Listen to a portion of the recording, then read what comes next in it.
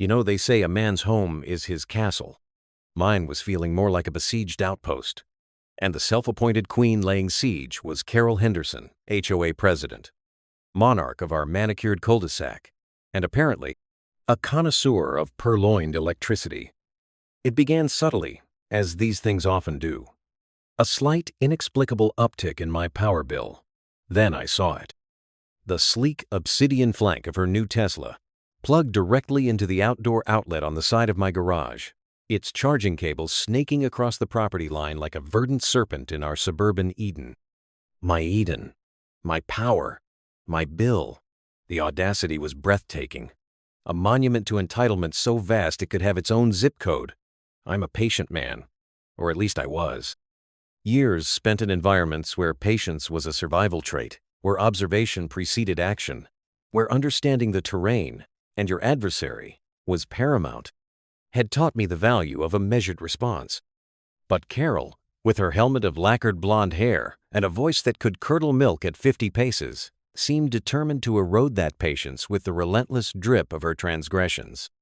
She'd patrol the neighborhood in that silent, smug electric chariot, a self-satisfied smirk plastered on her face, fueled by my dime.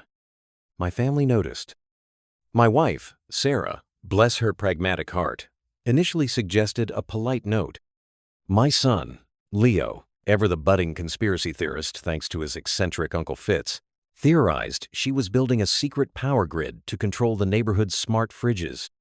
Fitz, my brother-in-law, a man whose grasp on reality was as tenuous as his Wi-Fi signal, but whose loyalty was as solid as bedrock, just grunted about leeches and offered to rig something up.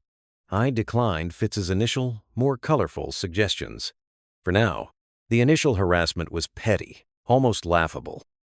She'd leave the charging cable draped artlessly over my prize-winning petunias after unplugging. She'd sometimes park so close to my driveway that backing out became a multi-point ballet of frustration. Each act was a tiny pinprick, an assertion of dominance. But the power theft, that was different.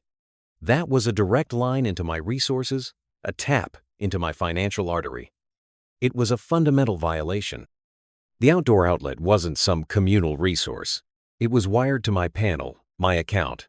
I documented it, of course. Time, stamped photos, videos of her plugging in, unplugging.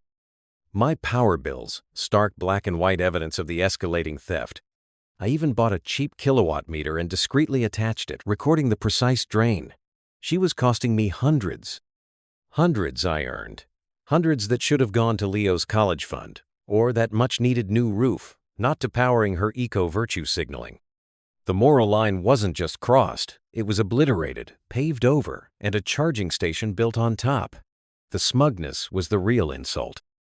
The absolute conviction that she was entitled to my resources, my property, without so much as a by your leave. It was the casual disregard for boundaries that gnawed at me, the assumption of my passivity. They never know who you are, do they? They see a quiet man, a software engineer who keeps to himself, tends his garden. They don't see the years spent designing secure systems, systems designed to withstand intrusion, to repel hostile actors. They don't see the mind that thrives on order, on cause and effect, on balancing equations. Carol Henderson was an unbalanced equation, a system error. And I was about to become the system administrator with extreme prejudice. The initial polite requests to cease and desist were met with a dismissive wave, a condescending lecture on community sharing, a concept she only seemed to apply when she was the beneficiary. The HOA, naturally, was her personal fiefdom. My complaints vanished into the bureaucratic ether, returned with passive-aggressive notes about the precise shade of my mailbox. The silent majority of neighbors watched, cowed by her reign of petty tyranny, offering sympathetic glances over fences but never direct support. They were trapped, fodder for her whims. This wasn't just about electricity anymore. It was about the sanctity of my home, the principle of the thing. It was about the slow, creeping encroachment that, if left unchecked, consumes everything. She had declared a silent war, and I, the reluctant warrior, was being drafted. My rage was a cold, crystalline thing now. No longer hot and impulsive, but forged into something sharp, something precise. The decision, when it came, felt less like a choice and more like an inevitability, a logical conclusion to a flawed premise. She had introduced an instability into the system. I would simply provide the catalyst for its spectacular and very public correction. The shift from passive observation to active engagement was, for me, like flipping a well-worn switch. The years I'd spent in environments far less forgiving than suburbia had ingrained a certain methodology. Define the objective. Analyze the target. Identify vulnerabilities. Formulate a plan. Execute. My objective wasn't just to stop her. It was to make an example. To recalibrate the scales of justice so dramatically that the tremor would be felt throughout her little kingdom. Carol's Tesla, her gleaming symbol of status and stolen energy, became the focal point of my tactical considerations. A high-draw appliance, particularly one with sophisticated electronics, is surprisingly susceptible to power irregularities if those irregularities are significant enough. My garage, you see, had an old, somewhat temperamental circuit breaker for that external outlet. One I knew from experience could be a little sticky, a little slow to trip if the overload wasn't catastrophic, but merely enthusiastic. And I also knew, from my own dabblings in home automation, and a brief, intense period of interest in high-powered audio equipment, a thing or two about electrical loads.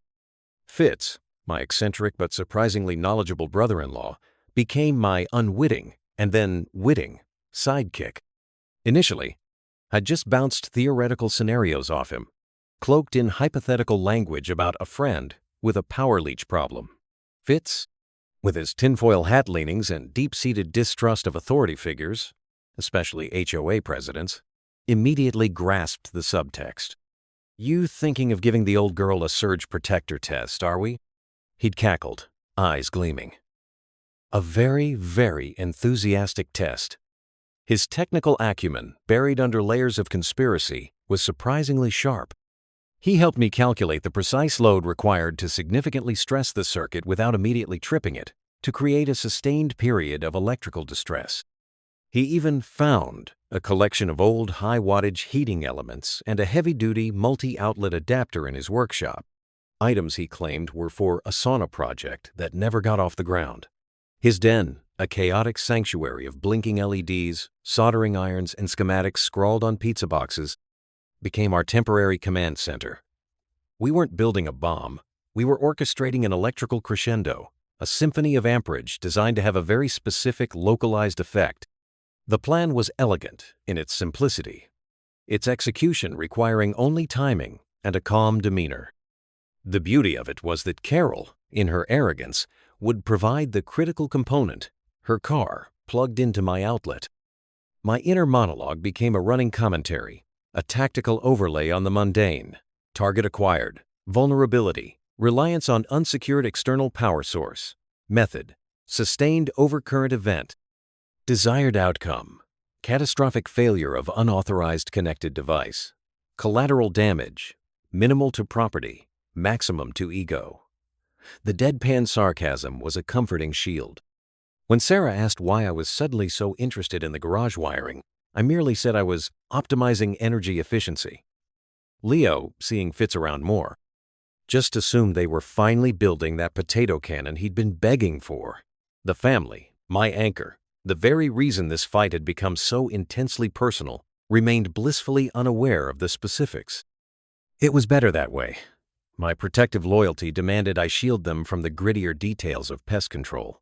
The legal groundwork was also being laid, quietly, methodically. Every interaction with Carol, every ignored request, every power bill, every photograph and video snippet was meticulously archived, cross-referenced, and backed up. I consulted discreetly with an old army buddy who'd gone into private investigation and then law, specializing in exactly this kind of David versus Goliath property dispute. His advice was cold, tactical, and immensely reassuring. Let her build your case. Then, when the time is right, you provide the punctuation. He became my reluctant legal ally, initially skeptical, then increasingly intrigued by the sheer audacity of Carol's power piracy and the methodical nature of my response. The preparation was almost meditative, the calm before the storm. A cold-blooded calm, Yes, but beneath it, a slow-burning emotional undercurrent, the righteous fury of a man whose sanctuary had been violated, whose quiet life had been disrupted by an arrogant fool. She thought she was dealing with a doormat. She was about to discover she'd been treading on a high-voltage line. The execution phase began on a Tuesday. Tuesdays were Carol's yoga days, followed by a lengthy Whole Foods pilgrimage, meaning her Tesla would be plugged in for a solid 4 to 5 hours, drawing a consistent, predictable load. Perfect. The morning was crisp, autumnal. I watched from my study window as she maneuvered her gleaming black leech into position, the familiar snake of the charging cable uncoiling, the soft click as it engaged with my outlet. A little thrill, cold and sharp, went through me. Showtime. Fitz had arrived earlier ostensibly to help me clear out some old junk from the garage. He was a whirlwind of nervous energy and conspiratorial winks, carrying a battered toolbox that clanked with more than just wrenches. "All systems nominal, Captain?" he stage whispered, eyes wide. I just nodded, my face carefully neutral. Inside the garage, it took less than 10 minutes. The collection of high-wattage heating elements, daisy-chained through the heavy-duty adapter Fitz had provided, were plugged into a separate internal garage outlet on the same circuit as the external one Carol was using. It wasn't subtle if you knew what you were looking at, but from the outside, nothing would appear amiss. The beauty was in the targeted overload. Not enough to trip the main housebreaker, just enough to push that specific aging circuit well beyond its intended operational capacity, directly where her precious Tesla was greedily suckling. We double-checked the connections. Fitz gave me a thumbs up, his face a mixture of apprehension and glee. "She's gonna blow, Skipper." Or at least her car's delicate constitution might find the power quality lacking. I felt a strange detachment, a surgical precision in my focus. This wasn't about mindless destruction. It was a calculated response, a consequence deliberately engineered. The emotional undercurrent, however, was undeniable. A fierce, protective loyalty for my home, my family, and a somber sense of inevitability. She had made this necessary.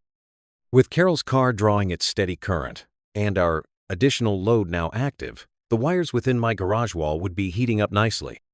The old breaker, as predicted, held stubbornly, groaning under the strain. I had a thermal camera, another relic from a past professional life, pointed at the junction box. Not to worry, the wiring in my house was up to code, robust. It could handle a temporary surge. The Tesla's onboard charging system, however, with its sensitive electronics designed for stable power input, less so. We waited. The air in the garage grew perceptibly warmer. Fitz was chain-drinking lukewarm soda, pacing. I sat on an upturned bucket, watching the thermal feed, my expression unreadable. It was a strange vigil. Then, a flicker on the thermal camera. A hotspot developing around the plug interface, rapidly intensifying. Not on my wiring, but emanating from the car's charging port. A faint, acrid smell began to permeate the air. "Target reacting to stimulus," Fitz sniffed. "Smells like victory?" he offered, uncertainly. It was more like burning plastic and overheated electronics. Then, the first wisp of smoke, thin and gray, curling from beneath the Tesla's charging port flap. It was a surprisingly delicate thing, almost apologetic, followed by another, thicker, darker. The smell intensified, sharp and chemical. Escalation. "Okay," I said, my voice calm, betraying none of the sudden fierce triumph that flared within. "Phase complete." Fitz, with surprising alacrity, unplugged our supplemental load. The strain on the circuit vanished. But the process in the Tesla, once started, had its own momentum. The smoke was now a steady plume. Then, a soft pop, followed by an angry orange glow from within the charging port. A small, almost hesitant flame licked out, tasted the air, and then, with a sudden whoosh, blossomed. It wasn't an explosion, not like in the movies. It was a rapid, hungry consumption. The plastic around the port melted, dripped. The fire spread with astonishing speed, greedily finding purchase in the car's composite materials. Dramatic lighting change on emotional beat, achieved. Within minutes, The front quarter of the Tesla was well and truly ablaze, black smoke billowing into the pristine suburban sky. The irony was not lost on me. The eco-friendly chariot, undone by an insatiable appetite for energy it hadn't paid for, now contributing significantly to local air pollution. The blood, so to speak, was on her hands, or at least on her burnt-out charging port. My fence, the silent witness, now framed a scene of fiery, expensive justice. The arrival of the fire department was swift, their sirens a fittingly dramatic soundtrack to Carol's dawning horror.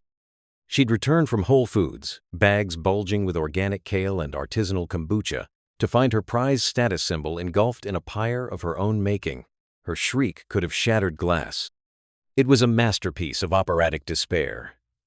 I watched from my porch a paragon of concerned neighborliness, offering a thermos of coffee to the firefighters. My expression was one of mild shock and sympathy, carefully curated. "Terrible thing," I murmured to the fire captain, a grizzled veteran who'd seen his share of electrical fires.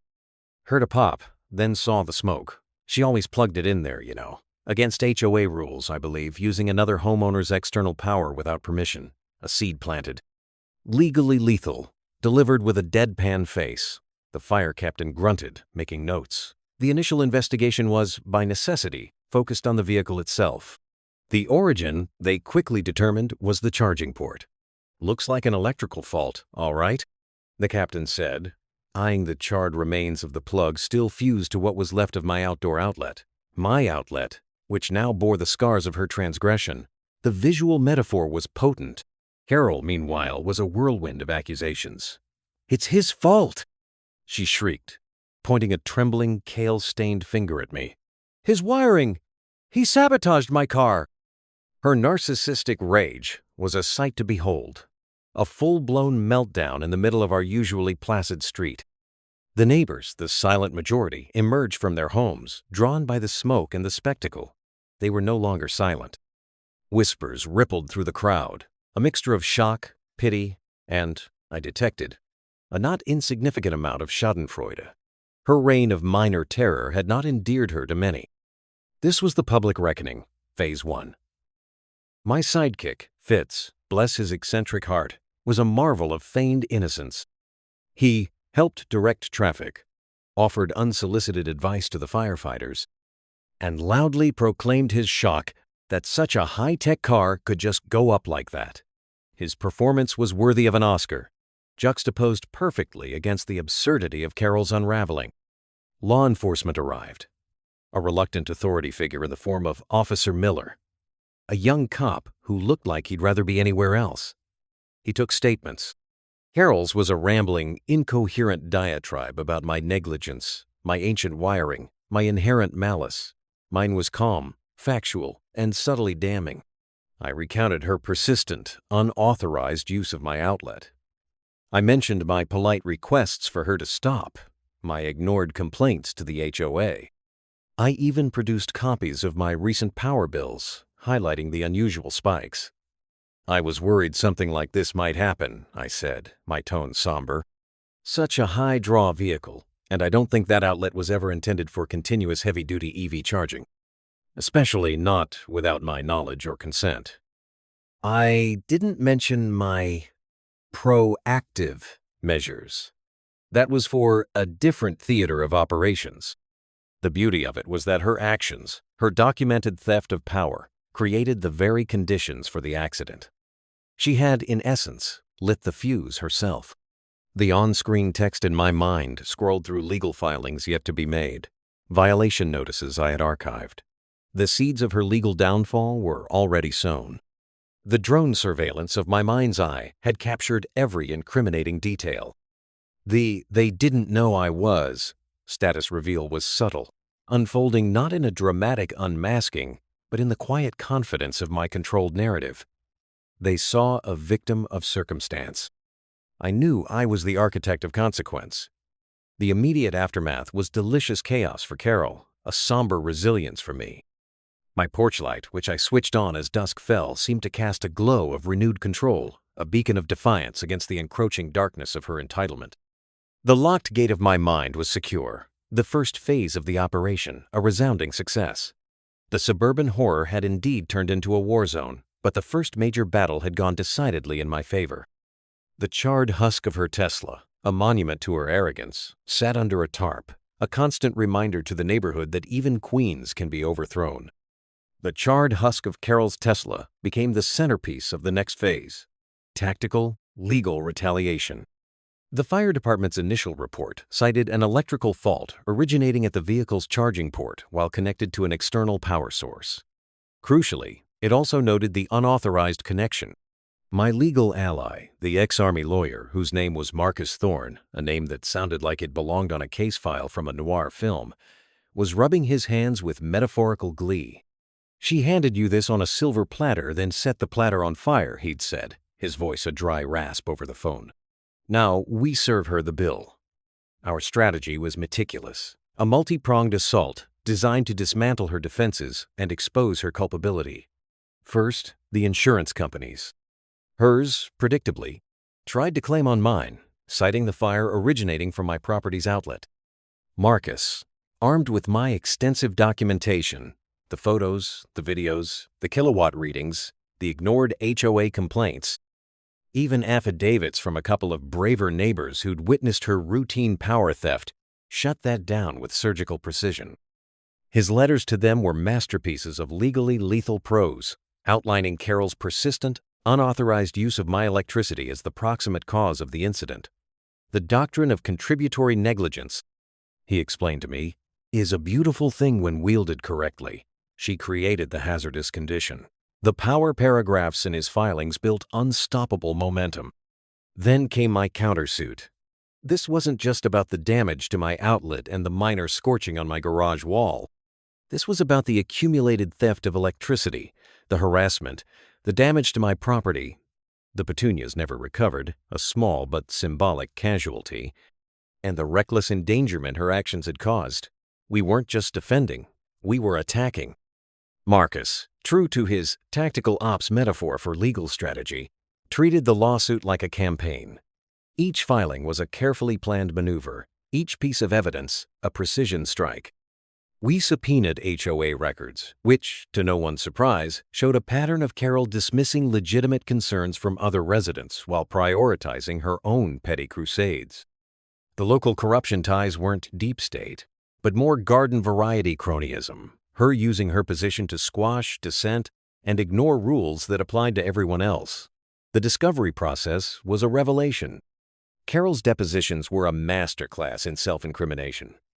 Under Marcus's calm, relentless questioning, her composure cracked, her story unraveled. She admitted to regularly charging her car at my outlet. She tried to frame it as an informal neighborhood understanding, an assertion Marcus dismantled by producing signed statements from every other neighbor on the block denying any such understanding existed with her. Her defense that my wiring was faulty crumbled when we produced the inspection report from after the fire, showing my wiring to be up to code and the damage localized to the outlet overloaded by her vehicle. My inner monologue during these proceedings was a rhythm of tactical action and cold satisfaction. Objection. Sustained. Trap set. Target engaged. Poetic justice incoming. The sheer volume of data I had collected, the meticulous logs, the undeniable visual proof of her daily transgressions, it was overwhelming. Her legal team, a pair of slick but ultimately outmaneuvered local attorneys, looked increasingly beleaguered. They had expected a nuisance claim, easily dismissed. They found themselves facing a meticulously documented case of prolonged, deliberate trespass and theft, culminating in significant property damage directly attributable to the defendant's actions. Fitz, my conspiracy theorist sidekick, attended every public hearing, ostensibly for moral support, but mostly, I suspect, to gather material for his next newsletter on suburban reptilians and their energy vampirism. He'd sit in the back, taking copious notes, occasionally muttering about chemtrails in the courtroom. His presence, oddly, was a comfort, a reminder of the righteous, if slightly unhinged, anger that had fueled this campaign. The power dynamics in the courtroom shifted palpably. Carol, accustomed to being the one in charge, the one laying down the law, found herself on the defensive, her authority stripped away, her claims exposed as self-serving fabrications. The climax wasn't a dramatic shouting match, but a quiet, methodical presentation of facts, each one another nail in the coffin of her credibility. The once mighty HOA president was reduced to a defendant, squirming under the weight of evidence. The process was relentless, cinematic in its slow, deliberate build towards an inevitable conclusion. Each legal document, each piece of evidence presented, was like a zoom-in on the truth, undeniable and stark. The courtroom became Carol's stage of public humiliation, a far cry from the manicured lawns where she usually held court. Marcus Thorne, my legal counsel, was a maestro of controlled demolition, his questions terse, cold, tactical, each one designed to expose another crack in her facade of injured innocence. He didn't grandstand. He simply presented the evidence, piece by meticulous piece. The kilowatt meter readings, graphed over months, showing a clear pattern of energy consumption that correlated perfectly with Carol's Tesla charging schedule. The time-stamped photographs and videos of her car plugged into my outlet day after day. The copies of my polite, then increasingly firm written requests for her to cease, all ignored.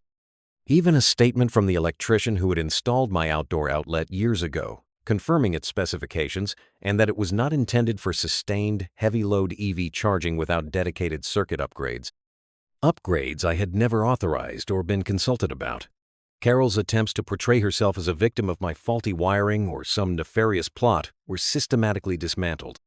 Her claims that everyone does it, or that there was some implicit agreement, were met with polite but firm rebuttals from other neighbors Marcus had subpoenaed. Mrs. Henderson, one elderly resident stated, had once fined her for having a garden gnome deemed aesthetically discordant. The irony was thick enough to spread on toast. The judge, a stern-faced woman with a no-nonsense demeanor, listened intently, her gaze often fixing on Carol with an expression that could only be described as profound skepticism. My own testimony was brief, factual. I recounted the timeline, presented my records. I spoke of the escalating cost, the disregard for my property, the stress it caused my family. My inner monologue provided the strategic commentary.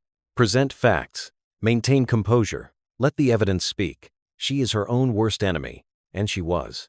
On the stand, Carol Henderson unraveled. Denied by Marcus's precise questioning, unable to bully or intimidate, her composure shattered. She became defensive, then accusatory, then tearful, but not tears of remorse, rather tears of frustration at her loss of control. She even, at one point, accused the judge of being biased against Tesla owners. The courtroom stenographer barely suppressed a snort. The surprise reversal wasn't that I was planning all along, though that was true, but the dawning realization on Carol's face and in the eyes of her legal team that they had profoundly underestimated me. They saw a quiet suburbanite. They hadn't prepared for a meticulously prepared, legally armed adversary with a documented grievance and the will to see it through. The climax arrived not with a bang, but with the quiet reading of the judgment. The court found overwhelmingly in my favor. Carol Henderson was found liable for the entire cost of her destroyed Tesla, as her unauthorized and improper use of my electrical outlet was deemed the direct cause of the overload and subsequent fire. No insurance payout for her from my side. Furthermore, she was found guilty of trespass and theft of utilities. The judge, in a scathing summary, lectured Carol on property rights, civic responsibility, and basic neighborly decency, using phrases like appalling sense of entitlement and willful disregard for others.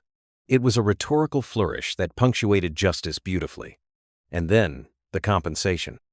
I was awarded damages for the cost of repairing my outlet and garage wall, full reimbursement for the stolen electricity, calculated precisely from my kilowatt meter logs, and a significant sum for punitive damages due to the egregious nature of her conduct and the harassment involved. The on-screen text in my mind flashed, "Victory. Compensation secured. Public embarrassment of villain. Complete." As the judgment was read, a slow zoom in my mind's eye focused on Carol's face, crumbling from arrogant defiance to slack-jawed disbelief. The mighty HOA queen had been dethroned, not by a pitchfork-wielding mob, but by due process, fueled by cold, calculated vengeance and an unassailable mountain of evidence. The silence in the courtroom was broken only by the scratching of the stenographer's pen and Fitz's poorly suppressed snicker from the back row. The aftermath of the verdict was illuminating. The news of Carol's courtroom defeat and the hefty judgment against her spread through the neighborhood like wildfire, a metaphorical one this time, far less damaging but equally cleansing. The silent majority, those neighbors who had endured her petty tyrannies with gritted teeth, suddenly found their voices. There were no open celebrations on the street, no ticker-tape parades, but there was a palpable shift in the atmosphere. A lightness. A sense of a shadow lifted. Several neighbors stopped by, ostensibly to discuss lawn care or the weather, but the conversations invariably drifted to the recent unpleasantness and how things might be changing around here. Their eyes held a newfound respect and perhaps a touch of awe. The reluctant warrior had not only fought his battle, but had also, inadvertently, liberated the territory. The rebellion fodder had found its catalyst. Carol Henderson, stripped of her Tesla and a significant portion of her bank account, was a diminished figure. Her patrols ceased. Her pronouncements at HOA meetings, which she still attended, albeit with a noticeable lack of her former bluster, were met with polite indifference, or, occasionally, pointed questions referencing fiscal responsibility and respect for private property. The deadpan sarcasm was now a community tool. Her power, built on intimidation and an exaggerated sense of control, had evaporated. The HOA, in a special session prompted by a petition from newly emboldened residents, even began a review of its bylaws, specifically targeting the clauses Carol had so often weaponized. My family, my emotional anchor, was relieved. Sarah confessed she'd been more worried than she'd let on, not about the financial cost of the power theft, but about the constant, low-level stress of living next to someone so brazenly disrespectful. Leo, now convinced I was some sort of secret agent, started asking for mission debriefs after dinner. Fitz, of course, claimed it as a victory against the lizard people's suburban energy grid and started designing a commemorative T-shirt. My life returned to its previous quiet rhythm, but it was a new kind of quiet. A quiet born not of passivity, but of settled accounts. The porch light, my symbolic return to control, now burned with a steady, unwavering glow. The fence between our properties, once a line of contention, now stood as a clear, unambiguous boundary, a visual metaphor for respected limits. The compensation check, when it arrived, was banked with a grim sense of satisfaction. It wasn't about the money, not really. It was about the principle. It was the quantifiable acknowledgement of the wrong she had done. Some of it went to repairing the outlet and the scorched paint. A significant portion went into Leo's college fund. And a small part, I admit, was used to buy the most ridiculously oversized, energy-guzzling Christmas light display I could find, just as a silent, twinkling monument to the affair. The moral cost of my actions. I considered it. I had, through deliberate action, caused the destruction of her property. But it was a tactical response to a sustained assault, a consequence she had invited through her own arrogance and illegality. My conscience was clear, if not entirely untroubled. There's a certain coldness that settles in when you engage in calculated vengeance, even righteous vengeance. It's the somber resilience of a soldier after a necessary battle. The psychological closure was immense. The locked gate of my mind was no longer just secure, it was peaceful. The internal surveillance systems could finally stand down. The neighborhood, for the first time in a long time, felt like a community, not a fiefdom. The dust settled. Carol Henderson eventually sold her house, at a considerable loss, rumor had it, as whispers of the Tesla BBQ had apparently reached potential buyers, and moved to a condo downtown, presumably one with very clear rules about shared amenities and individual utility meters. Her departure was marked by a collective, unspoken sigh of relief throughout the cul-de-sac. The HOA, under new, more democratically inclined leadership, began to function as it was intended, a body for community upkeep, not a platform for personal vendettas.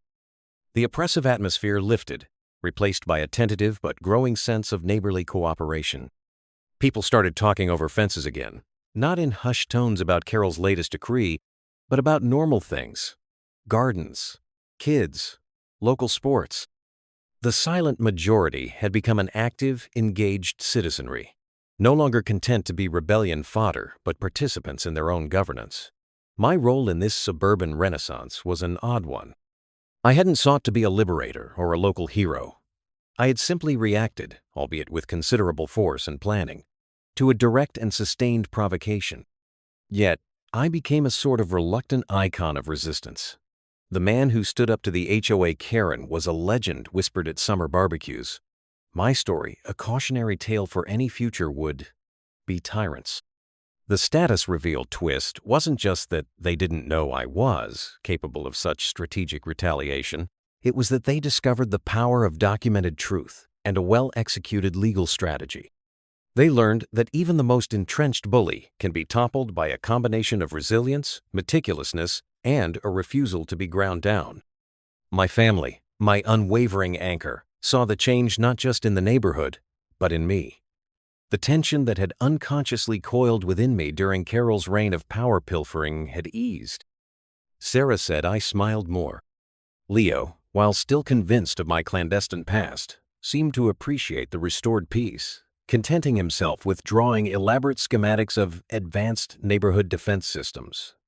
Fitz, my eccentric and invaluable sidekick, moved on to new theories, though he occasionally wore his prototype Tesla toaster t-shirt with pride. The symbolic revenge was complete. It wasn't tied to some grand family legacy of fighting despots, but it created a new legacy, one of standing firm, of protecting one's sanctuary, of ensuring that boundaries, both physical and ethical, are respected. The money from the compensation was a tangible victory. But the real triumph was the restoration of order, the public reckoning that had reset the neighborhood's moral compass. The affair served as a stark visual metaphor. The fence, once a symbol of her encroachment, now represented mutual respect. The porch light, a beacon of my reclaimed control. The locked gate, not just physical but psychological, signifying closure and peace. There's a unique flavor to justice when it's self-served, legally sanctioned, and carries a hefty financial penalty for the transgressor. It's not sweet, not exactly. It's more deeply satisfying, like the precise click of a well-oiled mechanism falling into place. I never set out to burn down a Tesla or take an HOA president to court. I just wanted her to stop stealing my damn power. But she crossed a line, a moral Rubicon, and in doing so, she awakened something in me, that dormant authority, that intensely personal need to defend what's mine. She forced a confrontation, and I, with cold-blooded calm and a meticulously crafted plan, delivered a response with surgical precision. They say you shouldn't poke a sleeping bear. Carol Henderson learned that lesson the hard way. She poked, and the bear, it turned out, was an electrical engineer with a lawyer on speed dial and a very, very long memory. The echoes of the great Tesla fire of Primrose Lane faded with the seasons, but the lessons lingered, absorbed into the neighborhood's collective memory. My life resumed its quiet cadence, the drama replaced by the comfortable rhythms of work, family, and the occasional, now entirely stress-free HOA meeting. The intense personal toll of the conflict had been significant, a drain on emotional reserves I hadn't anticipated. Yet the outcome, the righteous fury vindicated, provided a profound, if somber, resilience. My actions, born of a cold, calculated vengeance, had paradoxically cleared the air, allowing for a healthier community to blossom. The financial compensation, while welcome, was secondary to the moral victory, the public affirmation that one person's entitlement does not supersede another's rights. It was a lesson in tactical justice, a demonstration that even in the seemingly placid battleground of suburban life, principles are worth defending, sometimes fiercely. My reluctant warrior persona receded, replaced by the familiar guise of the quiet software engineer. But there was a subtle shift in how I was perceived, and perhaps in how I perceived myself. The hidden authority was no longer entirely hidden. It was a known quantity, a quiet deterrent against future encroachments. The supporting cast in this drama also found their new normals. Fitz, My tech-savvy, conspiracy-minded ally became a local legend in his own right. The eccentric genius who probably knew all along. He even started a small consulting business advising neighbors on fortifying their homesteads against HOA overreach and rogue energy siphons, his humor always laced with a kernel of truth. The law enforcement and legal allies, Marcus Thornchief among them, moved on to other cases, but the Henderson file became a recurring anecdote in their circles, a testament to how a well-prepared civilian could effectively dismantle a local tyrant through the system itself. The narrative structure of my personal war, from petty harassment to moral violation, tactical retaliation, and public reckoning, had played out with a cinematic inevitability. The sentence style of my life returned to its usual, less declarative cadence, but the power paragraphs of legal filings and the inner monologue in rhythm with tactical action remained a vivid memory, a reminder of the lengths one might go to when pushed too far. The visual cues from that period, the zoom-ins on documents, the metaphorical fence, the porch light of control, the blood-red glow of the burning Tesla signifying the moral cost, were seared into my mind. They were not just images, but waypoints in a journey of escalation and ultimate vindication. The humor, dark and situational, had been a necessary coping mechanism, a way to maintain sanity while navigating the absurdity of Carol's reign and the intensity of the retaliation. The deadpan sarcasm, strategically deployed, had been a surprisingly effective weapon. This entire saga, this first-person retaliation opera, wasn't something I'd ever sought or anticipated when I bought a house in a quiet cul-de-sac. You don't imagine your suburban dream will involve electrical warfare and courtroom showdowns. But when someone like Carol Henderson decides your boundaries are merely suggestions and your resources are hers for the taking, you discover reserves you didn't know you possessed. You learn that legally lethal isn't just a turn of phrase, it's a viable strategy. You find that a morally unflinching stance, backed by meticulous preparation, can move mountains or at least remove a very problematic HOA president and her energy-guzzling status symbol. The peace that settled over our neighborhood was hard-won, a testament to the fact that sometimes, to protect your castle, you have to go to war, even if the battlefield is your own front yard and the weapon of choice is the legal code, wielded with surgical precision. And sometimes, the most satisfying victories are the ones where the antagonist engineers their own spectacular downfall with just a little strategic assistance. The story of Carol Henderson and her ill-fated Tesla became a local touchstone, a cautionary tale passed around with a mixture of awe and dark amusement. For me, it was a chapter closed, a hard-fought battle that had, against all odds, restored a semblance of order and fairness to our small corner of the world. The emotional landscape post-conflict was complex. Relief, certainly, but also a lingering awareness of the profound disruption, the righteous fury that had been ignited in the cold, calculated path I had walked to see justice done. My protective loyalty to my family, the initial spark for my resistance, remained my core motivation, the unwavering justification for the lengths I had gone. The aftermath saw a recalibration of neighborhood dynamics.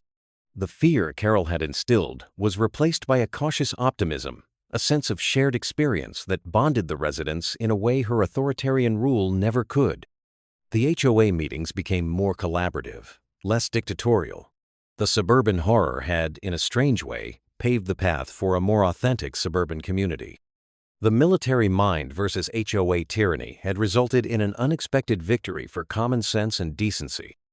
Reflecting on the common devices of our drama, the symbolic revenge tied to her prized possession, the Tesla, felt particularly apt. The tactical ops metaphor that Marcus and I had employed in our legal strategy proved remarkably effective, translating complex legal maneuvers into understandable, actionable steps. The surprise reversal was less about a sudden twist and more about Carol's slow, dawning realization that her assumptions about my passivity were catastrophically wrong, that I had been planning, documenting, and preparing all along. The exposure of her petty abuses of power, if not deep local corruption through documented evidence, was a key element of her public undoing.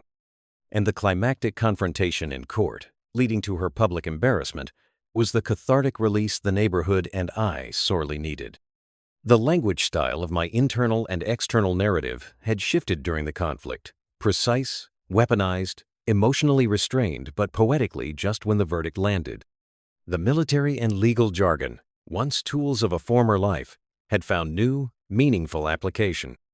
My point of view, always first person, had indeed felt omniscient at times, a consequence of meticulous surveillance and planning, of knowing the enemy's patterns and weaknesses better than she knew them herself. The audience addressing style, that feeling of, "you won't believe what happened," now felt like a shared experience with anyone who had ever felt powerless against a petty tyrant. It was a story that resonated because, at its heart, it was about reclaiming agency. The intense personal nature of the conflict, the feeling of my home being violated, had fueled the entire operation. The cold-blooded calm was a necessary shield, but the explosive emotional undercurrents were the engine driving the pursuit of justice. The memory of the burning Tesla, a visual metaphor for the destruction of her arrogance, was less about the fire itself and more about the cleansing it represented. The fence, no longer a point of contention but a respected boundary. The porch light, a symbol of my restored control. And the locked gate, the finality of psychological closure.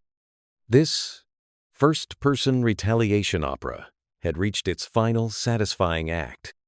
The stage was clear, the villain vanquished, and peace, or at least a more equitable version of it, had been restored to our suburban stage. It was a stark reminder that sometimes the most effective way to deal with a bully who keeps stealing your power is to, metaphorically and literally, overload their circuits. And then, for good measure, take them to court and ensure they pay for every last kilowatt.